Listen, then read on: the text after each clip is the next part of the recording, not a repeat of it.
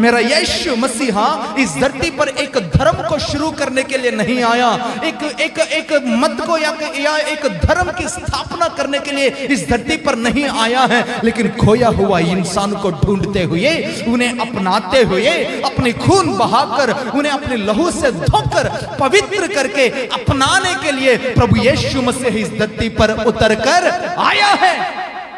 जो कोई उन पर यकीन करेंगे वे उद्धार को प्राप्त करेंगे।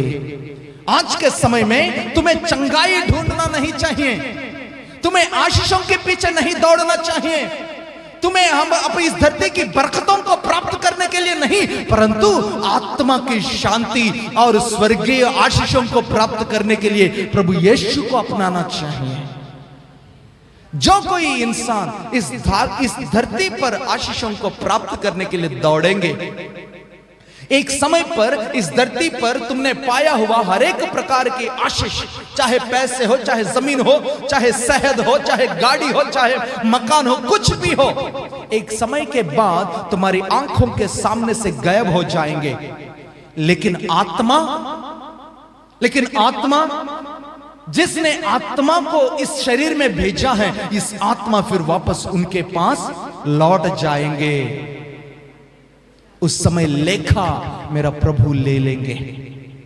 लेखा के समय पर, न्याय चुकाने के समय पर तुम्हें उद्धार प्राप्त करके प्रभु के सामने खड़े होएंगे तो स्वर्ग को तुम प्राप्त कर पाओगे। अगर नहीं है, नीचे इस धरती पर छोड़ दिया जाएगा। इस धरती पर 7 साल के लिए बड़ा महाक्लेश इस धरती पर उतरकर आने वाला है।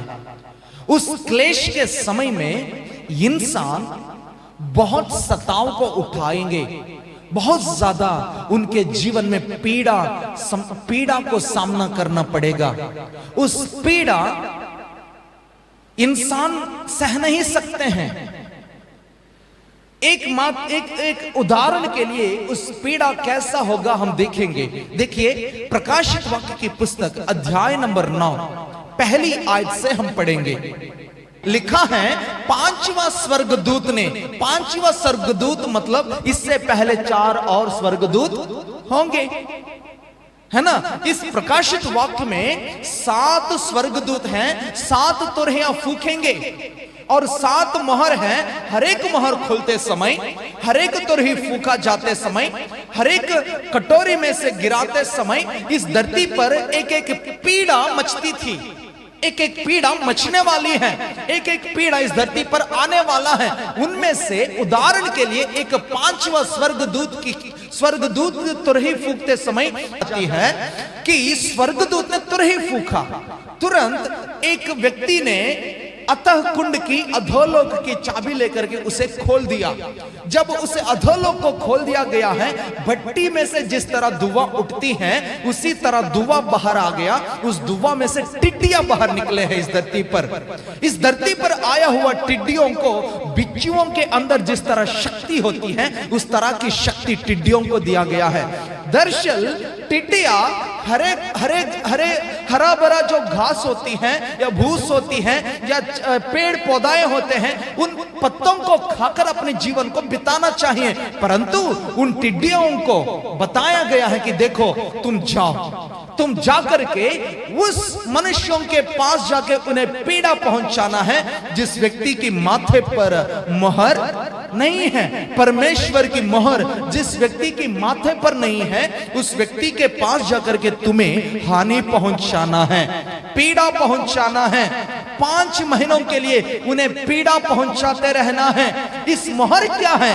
ये मोहर प्रभु यीशु मसीहा की मोहर है। इस मोहर बपतिस्मा की मोहर है। इस मोहर मन फिराव की मोहर है।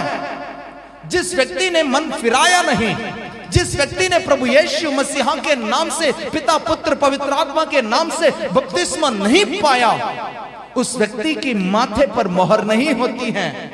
ऐसे लोगों के पास जाकर के तुम्हें हानि पहुंचाना है, पीड़ा पहुंचाना है 5 महीनों के लिए।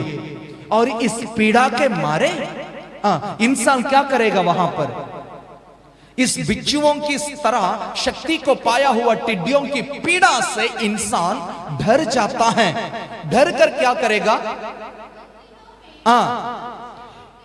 उन दिनों में मनुष्य मृत्यु को ढूंढेंगे लेकिन मृत्यु को नहीं पाएंगे, मरने के लिए लालसा करेंगे लेकिन मृत्यु इंसान को देखकर भाग जाएगा।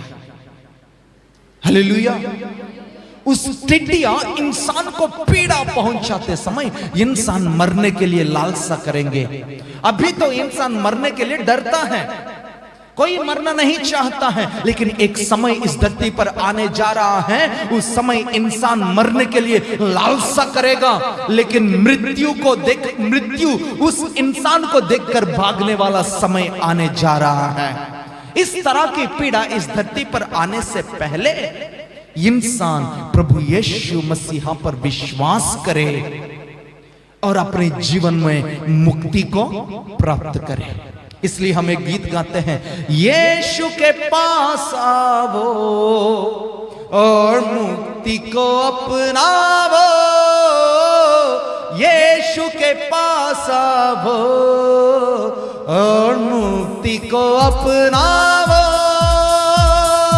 आशीष वो देगा, साथ अपने लेगा, कभी नहीं छोड़ेगा।